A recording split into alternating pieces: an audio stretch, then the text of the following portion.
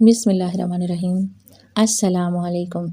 बेटे के सऊदीया जाने के बाद बहू ने मुझे घर के कुत्ते के साथ कैद कर दिया। जब बहू कुत्ते को रोटी देती तो इसमें से आधा मैं खा लेती, आधा कुत्ते को देती। जब बेटा वीडियो कॉल करता तो बहू मुझे अपने कमरे में बिठा देती। एक दिन बाहर से बेटे की आवाज़ सुनाई दी। वो रो रहा था, बोल रहा था, अम्मा मुझे हमेशा के लिए छोड़ गई। अब मैं रोज़ बेटे की आवाज़ सुनती, लेकिन मैं बहू के डर से आवाज़ ना निकालती। एक दिन मैं सो रही थी कि आधी रात को दरवाज़ा खोला। सामने देखा तो अंधेरी कोठरी में कुत्ते के हल्के हल्के गुर्राने की आवाज़ें मुझे सुनाई दे रही थीं। लेकिन अब मुझे खर्राटों से कोई खौफ महसूस नहीं होता, बल्कि मैं तो इस माहौल की आदी हो गई थी। माहौल में फैली बू, कुत्ते को के भौंकने की, खाने की सरांठ और खौफ से धड़कता मेरा ज़ोर ज़ोर का दिल, ये सब कुछ सहना अब मेरे लिए मामूल की बात बन चुकी थी। मैंने आंखें बंद करते हुए सोने की कोशिश की। जंग आलूद दरवाजे के बाहर कोई आहट सी महसूस हुई। मैं हड़बड़ा सी गई। ये आहटें कोई नई तो नहीं थी। अक्सर ही मेरी बहू फ़ोन पर बात करते हुए, टहलते हुए मकान के इस हिस्से की तरफ निकल आती थी जहाँ इसने छोटी सी कोठड़ी के अंदर मुझे कैद कर रखा था। सिर्फ मैं ही नहीं, बल्कि इस कोठड़ी के दरमियान लगी सलाखों की दूसरी तरफ इसके अपने पालतू कुत्ते को भी बांध रखा था। और ये इसी कोठड़ी थी जहाँ अब मैं भी हिस्सेदार बनकर कैद थी। ये कुत्ता इंतहाई नोकीले दांतों वाला गुस्सील कुत्ता था। लम्हों में भी ये किसी चीज़ को चीर फाड़ कर खा जाने की ताकत रखता था। इसकी गराहटों की में मौत की धमकी पोशीदा होती। शुक्र था कि दरमियान में सलाखें लगी हुई थी, वरना अब तक ये कुत्ता ना जाने कब का मुझे चीर फाड़ कर खा चुका होता। मेरे चौंकने की वजह यह थी कि मुझे अंदाज़ा हो रहा था कि ये रात का कोई दरमियाना पहर है। रात के इस वक्त मेरी बहू अगर कोठरी के बाहर थी तो वो क्यों जाग रही थी? वो देर तक जागती तो थी, इसकी ऊंची कहके मुझे इस कोठरी में सुनाई देते रहते, लेकिन बगैर कोई आवाज़ निकाले मैं दम साधे पड़ी रही। मुझे पता था जैसे ही मैं कोई आवाज़ निकालूंगी तो लोगों को मेरी यहाँ मौजूदगी का पता चल जाएगा, और इसके बाद मेरी बहू जो सलूक मेरे साथ करेगी, इसे सोचकर तो मेरी रूह भी कांप जाया करती थी। इसीलिए मैं सहमी हुई हालत में वहीं दीवार के साथ लगकर पड़ी रहती। अब भी मैंने उठने की कोशिश की तो मेरे लबों से कराह निकल गई। मुसलसल गंदगी और अंधेरे में पड़े रहने की वजह से मेरे वजूद पर जाबजा ज़ख़म पड़ गए थे। पैर वाला ज़ख़म तो इस कदर बड़ा था कि इसके सबब अब मैं खड़ी भी नहीं हो सकती थी। छोटी सी कोठड़ी जिसमें सीधा खड़े होने की कोशिश के बावजूद सीधा नहीं खड़ा हुआ जा सकता था, बल्कि रुकू की हालत में रहना पड़ता था। मैंने खड़े होकर इस जंग आलूद दरवाजे की झुर्रियों में से बाहर झांकने की कोशिश की। ये आहटें कैसी थी? क्या मेरी बहू रात के इस पहर मुझे जान से मार देना चाहती थी? एक तेज़ सनसनी मेरे वजूद में दौड़ गई। इससे कुछ बईद भी न था। मेरा ख्याल बिल्कुल ठीक था। दरवाजे के बाहर वाकई कोई मौजूद था। एक स्याह रंग का ह्यूला सा मुझे कभी दाएं जानिब जाता हुआ नज़र आता और कभी बाएं जानिब। बुढ़ापे, कमज़ोरी और ग़िज़ा की कमी की वजह से मुझे अंदाज़ा न हो सका कि आखिर बाहर कौन है। बहू रात के इस पहर यहाँ क्या कर रही है? मुझे शदीद हैरत हुई। इन हालात के बावजूद मुझे अपनी जान प्यारी थी। मैं यूं ही झुके झुके वापस दीवार की तरफ बढ़ी। मेरी हरकत की वजह से कुत्ते ने एक दफ़ा ज़ोर से भौंकना गड़गड़ाहट सुनते ही जैसे ही मेरी जान से निकल गई, मैं सुकड़ सिमट कर दीवार के साथ लगकर बैठ गई। खौफ से मैं बुरी तरह से कँपा रही थी। क्या मेरी बहू मुझे अंदर आकर कत्ल करने वाली थी? जल्द या बद देर इसने मुझे जान से मारना तो था ही। इसी मकसद के लिए तो इसने मुझे यहाँ कैद कर रखा था। वहशी कुत्ता अब उठकर बेचैनी से दाएं बाएं हो रहा था। इसने भी कुछ महसूस कर लिया था। मेरी तरफ देख देख कर वो अपनी राल टिपकाता उड़ा रहा था। मैंने सख्ती से अपनी आंखें भींची और फूट फूट कर रोने लगी। मुझे मेरा बेटा याद आया, जैसे मैंने मेहनतों से पाल कर बड़ा किया था। काश इसे ये सब पता होता तो वो कभी मुझे अपनी बहू के हाथे मरने ना देता। मैंने बरसती हुई आंखों के साथ सोचा, और तभी दरवाजे की कुंडी को किसी ने खोला और आहिस्तगी से दरवाज़ा खोलकर अंदर दाखिल हो गया। मैंने डरते डरते निगाह उठाई। बाहर से रोशनी छन छन कर अंदर आ रही थी। इस मध्यम रोशनी में भी मुझे पता चल गया कि दरवाजे के बीचों बीच कौन खड़ा था। میرے قدموں تلے سے زمین نکل گئی اور میں پھٹی پھٹی نگاہوں سے دروازے میں کھڑے اس انسان کو دیکھنے لگی۔ میرے فرشتوں کو بھی اندازہ نہ تھا کہ اس وقت دروازے میں مجھے کون دکھائی دے گا۔ میں اپنی جگہ سے اٹھی، میرا دل زور زور سے دھڑک رہا تھا، اور تبھی میری نگاہ اس کے ہاتھ میں اس چیز پر پڑی۔ خوف کے مارے میری آنکھیں پھیل گئی، میں بے اختیار 2 قدم پیچھے ہٹی اور دیوار کے ساتھ لگ گئی، مگر میں دیر کر چکی تھی۔ مجھے اپنا انجام سامنے نظر آ رہا تھا۔ اس کے میری طرف بڑھتے قدم مجھے بتا رہے تھے کہ میرا آنے والا پل پہلے سے بھی بدتر ہونے والا ہے۔ میری بربادی شروع اس وقت ہوئی تھی جب میں اپنے بیٹے کے لیے اپنی اکلوتی بھانجے کو بیاہ کر لے آئی تھی۔ عرصہ ہوا شوہر کے انتقال کے بعد صرف میرا بیٹا ہی میرا واحد سہارا تھا۔ وہ پڑھ لکھ کر اچھی نوکری پر فائز ہوا تو میں نے اس کے لیے بیوی کی تلاش شروع کی۔ خاندان بھر کی کوئی لڑکی میرے معیار پر مطابق نہ آتی تھی۔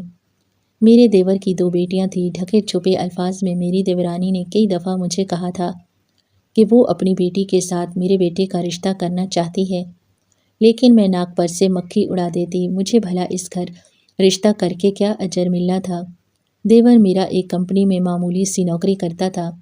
اسی نوکری سے ہی اس نے اپنی بیٹیوں کو پالا پوسا تھا۔ ساری زندگی مجھے ان کے رہن سہن پر شدید اعتراض ہوتا رہا۔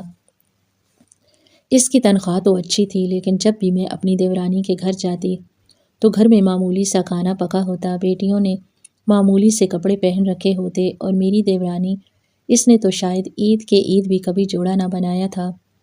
ہاں، وہ پاگلوں کی طرح پیسہ جوڑ جوڑ کر رکھتے تھے۔ مجھے ان کے گھر جا کر کبھی اچھا نہ لگا تھا۔ میں بھلا اپنے بیٹے کے لیے اس کی بیٹی کیوں لیتی؟ سالوں بعد جب میرا بیٹا ایک اچھی نوکری پر فائز ہو چکا تھا، تب مجھے پتہ چلا کہ میرے دیور نے اپنی پائی پائی جوڑ کر شاندار سا گھر بنا لیا ہے۔ اب بھلا کیا فائدہ؟ پوری زندگی تو بھوک اور تنگی میں گزار دینے کے بعد اب آخری عمر میں اپنا گھر بنا لیا ہے۔ میں نے نفرت سے سوچا اور ایک دفعہ پھر بیٹے کے رشتے دیکھنے میں جت گئی۔ انہی دنوں مجھے اطلاع ملی کہ میری بہن جو دوسرے شہر میں رہتی تھی، وہ بہت بیمار تھی۔ میری اس بہن نے گھر سے بھاگ کر شادی کی۔ یہی وجہ تھی کہ کوئی بھی خاندان میں اس کے ساتھ رشتہ رکھنا پسند نہیں کرتا تھا۔ وہ کبھی کبھی مجھے فون کر لیا کرتی تھی، لیکن اب جب اس کی بیماری کی اطلاع ملی تو میں نے سوچا اس سے مل لینے میں کیا حرج ہے۔ میں بیٹے کے ساتھ اس کے بتائے ہوئے پتے پر پہنچی تو میری آنکھیں حیرت سے کھلی کی کھلی رہ گئیں۔ گھر کیا تھا، ایک شاندار سا محل تھا جہاں میری بہن رہتی تھی۔ ایسی شان و شوکت تو میں نے اپنی زندگی میں نہیں دیکھی تھی۔ میری بہن بیمار اپنے بیڈ پر پڑی تھی۔ اسے ملتے ہی میری آنکھوں میں آنسو آ گئے۔ اس نے مہنگے کپڑے پہن رکھے تھے، گھر کی آرائش بتا رہی تھی کہ یہ لوگ بہت امیر ہیں۔ میں اپنی بہن سے باتیں کر رہی تھی اور میرا بیٹا سنجیدگی سے صوفے پر بیٹھا تھا کہ اچانک کمرے میں ایک نوجوان سی لڑکی داخل ہوئی۔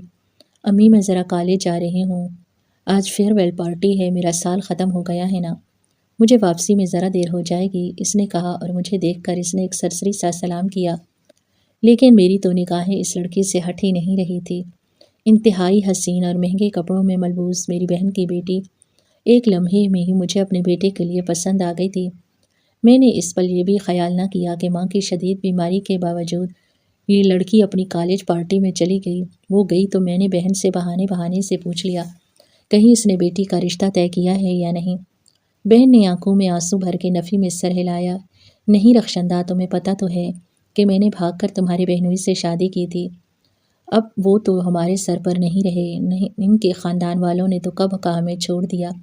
صرف میں اور میری بیٹی زبیدہ ہے، اس کے کالج کی تعلیم مکمل ہونے والی ہے، لیکن اب تک ڈھونڈنے کے باوجود مجھے خاندان میں کوئی رشتہ نہیں ملا۔ خاندان کے باہر میں اسے بیاہنا نہیں چاہتی، نہ جانے میرے بعد اس کے ساتھ کیا سلوک ہو۔ بہن کی پریشانی پر میں دل ہی دل میں کھل اٹھی۔ میرا راستہ صاف تھا۔ میں نے جھٹ اپنے بیٹے کے لیے زبیدہ کا رشتہ مانگ لیا۔ میری بہن پہلے تو حیران ہوئی، اسے کچھ اعتراض تھا، لیکن جب میں نے اسے رمیز کی شاندار نوکری کے بارے میں بتایا تو وہ تیار ہو گئی۔ رمیز کو تو میری پسند پر کوئی اعتراض نہ تھا، مگر جب میں واپس آئی تو رمیز نے دبے دبے لفظوں میں کہا، اماں، چچا کا گھر ہمارے محلے میں ہی ہے، ان کے گھر 2 جوان لڑکیاں ہیں، چچا بوڑھے اور کمزور ہیں، اصولی طور پر تو ہمیں ان کے گھر رشتہ کرنا چاہیے تاکہ ان کا بوجھ ہلکا ہو سکے۔ میں نے رمیز کو ڈانٹ کر خاموش کروا دیا۔ شکل دیکھی ہے کبھی اپنی چچا زاد بہنوں کی؟ وہ تیرے لائق نہیں، زبیدہ تو تیرے ساتھ خوب جچے گی۔ میں نے شادی کی تیاریاں شروع کر دی، روپے پیسے کی اب میرے گھر میں کوئی کمی نہیں تھی۔ رمیز نے ایک شاندار سا گھر بنوانا شروع کر دیا۔ گھر کی تعمیر مکمل ہوئی تو میں شاندار بری بنا کر بہن کی بیٹی کو بیاہنے دوسرے شہر جا پہنچی۔ جن جن کو میں بارات میں اپنے ساتھ لے کر گئی تھی، ان سبھی کی نگاہوں میں حسرت چھلک رہی تھی۔ اپنی دیورانی اور دیور کے جھکے ہوئے کندھے دیکھ کر مجھے بڑی خوشی ہو رہی تھی۔ لمبے سفر کی تھکان سے سبھی تھکے ہوئے تھے۔ میں نے بہو کو اس کے کمرے میں بٹھایا۔ خان کی بڑی بڑی عورتیں اس کے کمرے میں بیٹھی تھیں۔ بہو کا حال پوچھنے کے بعد وہ سبھی آپس میں ادھر ادھر کی باتیں کرنے لگیں۔ اچانک ہی میری بہو بیزار لہجے میں بولی، آپ لوگ کب تک میرے کمرے میں بیٹھے باتیں کرتے رہیں گے؟ رمیز کو اندر بھیجیں اور پلیز دروازہ بند کر دیں، میں تھکی ہوئی ہوں۔ وہ یوں دو ٹوک انداز میں بولی تھی کہ سبھی لوگ ہکا بکا رہ گئے اور مسکراتی ہوئی نگاہوں سے مجھے دیکھنے لگے۔ بہو کا تو ابھی سے یہ حال ہے، نہ جانے بعد میں رخشندہ کے ساتھ کیا کرے گی۔ میں نے ایک عورت کی سرگوشی بھی سنی، میں خود حیران تھی۔ زبیدہ بیٹا، یہ سب رسمیں کرنے کے لیے یہاں پر جمع ہے، ابھی چلی جائیں گی، میں نے نرمی سے کہا، لیکن اس نے سر جھٹکتے ہوئے اپنی جیولری اتارنا شروع کر دی۔ یہ ساری رسمیں آپ صبح کر لینا، ابھی تو میں بہت زیادہ تھک گئی ہوں، آپ پلیز رمیز کو اندر بھیجیں۔ اب کی بار تو مجھ پر شرمندگی طاری ہو گئی۔ میں خاموشی سے کمرے سے باہر نکل آئی۔ میرے پیچھے پیچھے باقی ساری عورتیں بھی نکل آئیں۔ رمیز بڑا خوش تھا، اتنی حسین بیوی پا کر تو اس نے خوش ہونا تھا۔ اسے کمرے میں جا کر دروازہ بند کرتے دیکھ کر میرے دل کو کچھ ہونے لگا۔ بھلا اس نے اپنی بیوی کو ڈانٹا کیوں نہیں تھا، لیکن میں نے اپنے دل کو کشادہ کر لیا۔ چند روز گزرے، زبیدہ کمرے سے باہر نکل کر ہر چیز کو ناک چڑھا کر دیکھتی رہتی۔ یہ دروازہ ایسے کیوں لگایا ہے؟ اس طرح کے دروازے تو اب اولڈ فیشن ہو گئے۔ کچن تو بالکل بھی اچھا نہیں بنا، آج کل اس طرح کی کیبن کون لگاتا ہے؟ وہ ناک چڑھا کر کہتی تو رمیز ہنس دیتا اور کہتا، محلے میں سب سے شاندار گھر ہمارا ہے۔ لیکن وہ راضی ہی نہ ہوتی، اس کے خرچے دن بدن بڑھتے جا رہے تھے۔ وہ برانڈڈ کپڑوں کے علاوہ کوئی جوڑا پہننے پر تیار نہ ہوتی۔ عید والے دن وہ صرف اس بات پر سارا دن کمرے سے نہ نکلی تھی کہ اسے 3 برانڈڈ جوڑے لے کر کیوں نہیں دیے تھے۔ میں بہن سے اس کی شکایت کرتی تو بہن کہتی، اس نے بڑے لاڈ پیار سے بیٹی کو پالا ہے۔ میں دل پر پتھر رکھ کر خاموش ہو جاتی، لیکن رمیز تو اس کی ساری خواہشات خاموشی سے مانتا چلا جا رہا تھا۔ لیکن ہمارے سر پر تو قیامت تب ٹوٹی جب اچھی بھلی چلتی ہوئی نوکری ختم ہو گئی۔ رمیز گھر واپس آیا تو بے حد پریشان تھا۔ وہ اسی شام سے دوبارہ نوکریاں تلاش کرنے لگا، لیکن نوکریوں کو تو جیسے کال پڑ گیا تھا، ڈھونڈ ڈھونڈ کر بھی اسے ملک میں کوئی نوکری نہ ملی۔ 1 مہینے کی تنگی نے ہی ہمارے 14 طبق روشن کر دیے۔ آخر کار ایک روز رمیز تھکے تھکے انداز میں کمرے سے باہر آیا، مجھے نوکری مل رہی ہے، لیکن سعودی عرب میں نوکری اچھی ہے، تنخواہ اور دیگر مارات بھی بہترین ہیں، لیکن 2 سال سے پہلے میں گھر واپس نہیں آ سکتا۔ اس کی بات پر تو میرے جیسے دل پر کسی نے پاؤں رکھ دیا، مگر زبیدہ بڑی خوش تھی۔ تنخواہ کا سن کر اور زیادہ خوش ہوئی۔ میرے نانا نہ کرنے کے باوجود اس نے رمیز کو سعودیہ بھیج کر ہی دم لیا۔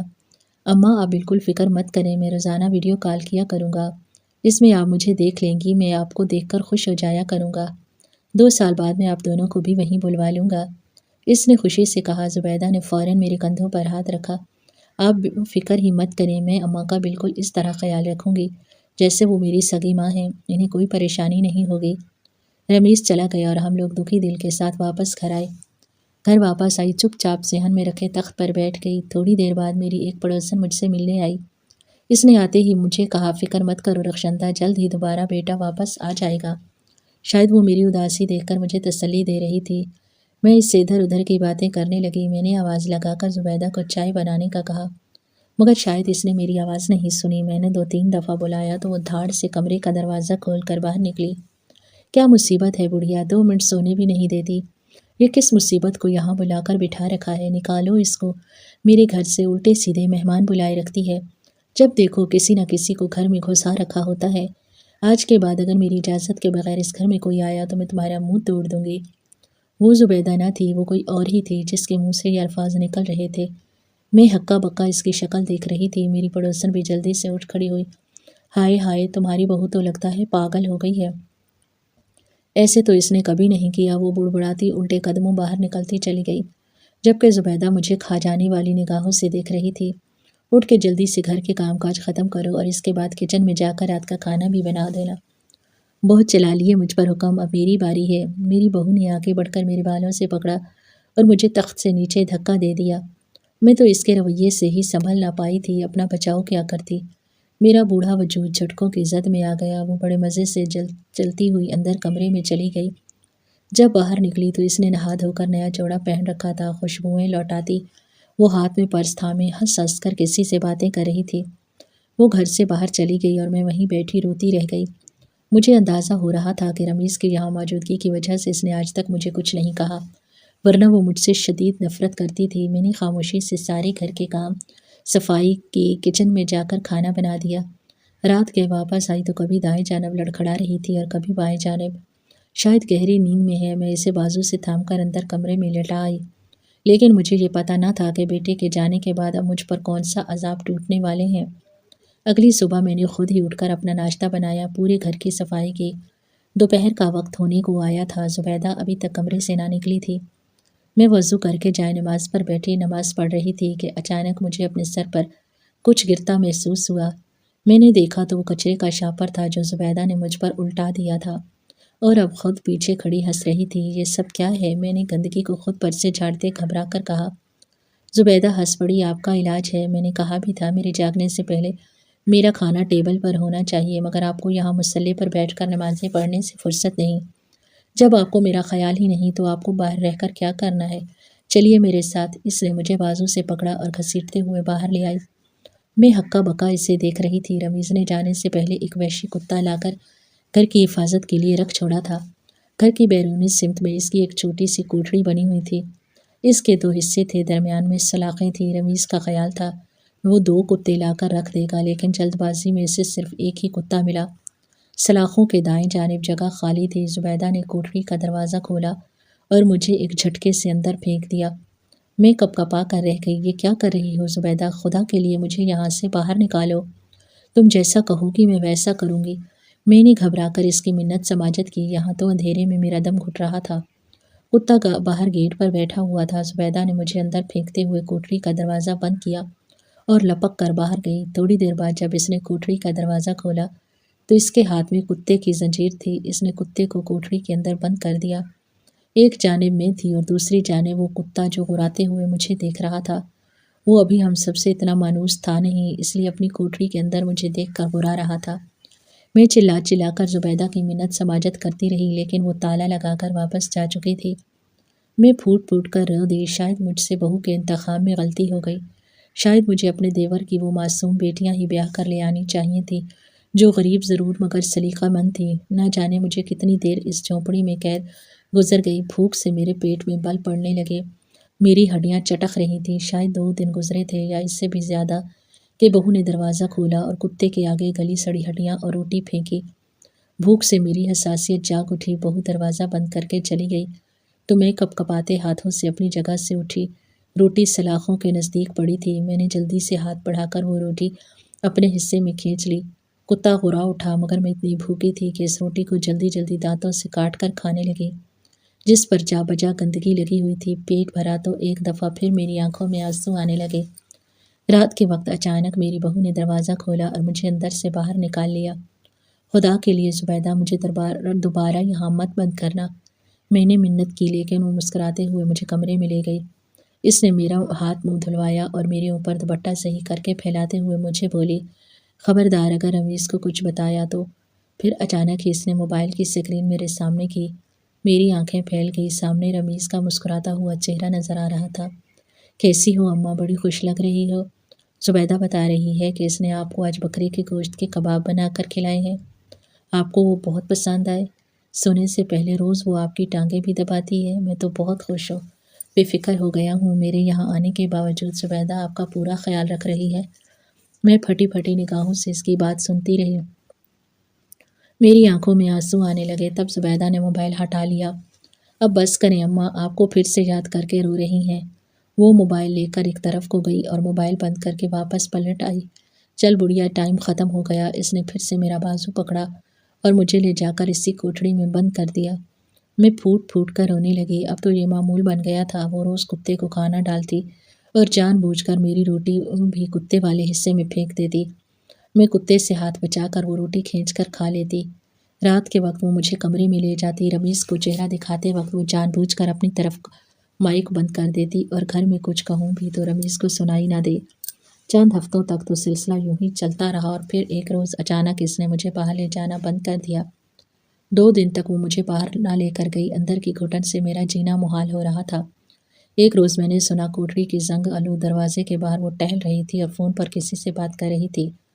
دوسری جانب رمیز تھا، وہ رو رہا تھا۔ رمیز کو روتا دیکھ کر میں بری طرح بے چین ہو گئی۔ میں لپک کر دروازے کے قریب آئی۔ اماں کو اچانک کیا ہو گیا؟ خدا کے لیے کہہ دو یہ جھوٹ ہے۔ مجھے ان کا چہرہ ہی دکھا دیتی۔ او میرے خدا، یہ نہیں ہو سکتا۔ وہ پھر سے پھوٹ پھوٹ کر رونے لگا۔ میری قدموں تلے سے زمین نکل گئی۔ زبیدہ اسے کہہ رہی تھی کہ کس طرح کار حادثے میں میری موت واقع ہو چکی ہے۔ میرا چہرہ خراب ہو چکا تھا، اس لیے لاش عیدھی والوں نے ہمیں دی ہی نہیں اور خود ہی دفنا دی۔ وہ میرے دیور اور دیورانی کے متعلق بھی رمیز کے کان بھر رہی تھی۔ کہہ رہی تھی انہوں نے تو آنا تک گوارا نہیں کیا، اس لیے دوبارہ ان سے کبھی رابطہ مت کرنا۔ رمیز پھوٹ پھوٹ کر رو رہا تھا۔ میری آخری امید بھی ختم ہو گئی۔ مجھے لگتا تھا شاید کبھی رمیز کو پتہ چل جائے کہ زبیدہ میرے ساتھ کیا سلوک کرتی ہے، لیکن اب تو اس نے تسلیم کر لیا تھا کہ میں مر چکی ہوں۔ بھلا مجھے زندان میں کون نکالتا؟ شاید یہ کتا ہی کسی روز مجھے چیر پاڑ کر کھا لے گا۔ میں نے اپنی موت کو تسلیم کر لیا، چپ چاپ اپنے آخری دن اس کوٹڑی میں گزارنے لگی۔ باتھ روم جانے کی سہولت تو مجھے تھی نہیں، کوٹڑی میں ہی میری گندگی جمع ہوتی رہی۔ مجھے خارش کی بیماری لگ گئی، میں ہڈیوں کا ڈھانچہ بن چکی تھی اور اب تو میرا دل چاہتا تھا کہ زندگی سے بہتر تھا کہ مجھے موت ہی آ جائے۔ جب اس رات دروازہ کھول کر وہ اندر داخل ہوا اور میں پھٹی پھٹی نگاہوں سے اسے اپنی طرف بڑھتا دیکھ رہی تھی، یقین نہیں آ رہا تھا کہ یہ وہی رمیز۔ کپ کپاتے ہوئے میرے لبوں سے نکلا، اماں جان، وہ میرا بیٹا تھا۔ رمیز جو کوٹڑی کا دروازہ کھول کر اندر داخل ہو رہا تھا، اس کے ہاتھ میں ڈنڈا تھا جس کے آخری سرے پر خون لگا ہوا تھا۔ مجھے دیکھتے ہی وہ یکدم آ کر مجھ سے لپٹ گیا۔ مجھے یقین نہیں ہوتا کہ زبیدہ نے آپ کا یہ حال کر دیا، وہ مسلسل روتے ہوئے کہہ رہا تھا۔ میرے جسم پر جا بجا زخم تھے۔ کتا بھی اپنے اصل مالک کو دیکھ کر بےتابی سے ادھر ادھر ٹہل رہا تھا۔ رمیز احتیاط کے ساتھ مجھے باہر لے آیا۔ باہر کی روشنی دیکھ کر میری آنکھیں چندھیا گئی، لیکن ایک اور منظر بھی تھا جسے دیکھ کر میری قدموں تلے سے زمین نکل گئی۔ وہ زبیدہ تھی جو نشے میں دھت ایک طرف کو لڑکی ہوئی تھی۔ رمیز کے ہاتھ میں موجود ڈنڈے پر اسی کا خون تھا۔ یہ سب کیا ہے؟ اسے کیا ہوا؟ میں نے گھبرا کر پوچھا۔ رمیز نے احتیاط کے ساتھ مجھے کرسی پر بٹھایا، ٹھنڈا پانی لا کر دیا۔ زبیدہ نے مجھے کہا کہ کار حادثے میں آپ کا انتقال ہو چکا ہے۔ چچا جان سے رابطہ کرنے سے منع کیا، ان سے تو میں نے رابطہ نہیں کیا، لیکن محلے والوں نے رات کے اندھیرے میں زبیدہ کو گھر سے نکلتے دیکھ لیا تھا۔ محلے کے ایک لڑکے نے مجھے فون کر کے بتایا کہ اس نے زبیدہ کو ایک کلب میں دوسرے لڑکوں کے ساتھ ناچتے ہوئے دیکھا ہے۔ میرا خون کھول اٹھا۔ میں نے اسی لڑکے سے آپ کی موت کی تصدیق کی تو اس نے کہا، کئی روز ہو گئے ہیں آپ باہر نظر نہیں آتی، لیکن کتے کی کوٹڑی سے کسی بوڑھی عورت کے رونے اور چلانے کی آوازیں ضرور سنائی دیتی تھی۔ میں زبیدہ سے پوچھتا تو وہ کبھی مجھے سچ کا جواب نہ دیتی، لیکن میں تڑپ اٹھا، کیا واقعی اس نے آپ کو کتے کے ساتھ باندھ کر دیا ہے؟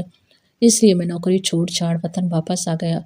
میرا فیصلہ درست تھا۔ جیسے ہی میں گھر میں داخل ہوا، ایک غیر مرد کے ساتھ زبیدہ کو میں نے رنگے ہاتھوں پکڑ لیا۔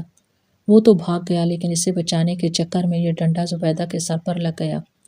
یہ ٹھیک ہے، مگر صرف بے ہوش ہے۔ اس جیسی عورتوں کو اپنی زندگی میں نہیں رکھ سکتا، جس نے میرے جاتے ہی میری ماں کا یہ حال کر دیا۔ میں اسے طلاق دیتا ہوں۔ زبیدہ جو ہلکا ہلکا ہوش میں آ رہی تھی، طلاق کے الفاظ سن کر وہ کپ کپا کر رہ گئی۔ نہیں، خدا کے لیے نہیں، اس نے چلا کر کہا، مگر رمیز اسے طلاق دے چکا تھا۔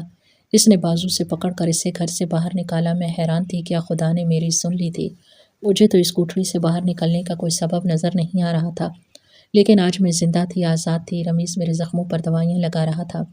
اس نے میرا اتنا خیال رکھا کہ میں دنوں میں ٹھیک ہو گئی۔ زبیدہ کا اس کے بعد کچھ پتہ نہ چلا۔ میری بہن کا تو انتقال ہو چکا تھا، نہ جانے اپنی بدفطرتی کی وجہ سے کہاں کہاں خوار ہوتی رہی۔ ایک روز پتہ چلا وہ غلط لوگوں کے ہتھے چڑھ گئی، اور اس کے بعد اس کا کیا بنا یہ کسی کو نہیں معلوم۔ میرے صحتیاب ہونے کے بعد میں نے اپنے دیور کی بیٹی سے رمیز کی شادی کر دی۔ اس کے سلیقے نے میرے گھر کو جنت بنا دیا۔ غلطی کے بعد آخر کار اللہ نے مجھے سکون سے نواز دیا۔ ہماری آج کی یہ کہانی آپ کو کیسی لگی؟ کمنٹ باکس میں اپنی قیمتی رائے کا اظہار ضرور کریں۔ مزید اس طرح کی سبق آموز کہانیاں سننے کے لیے ہماری ویڈیو کو لائک کریں، شیئر کریں اور چینل کو ضرور سبسکرائب کریں۔ شکریہ۔ اللہ حافظ۔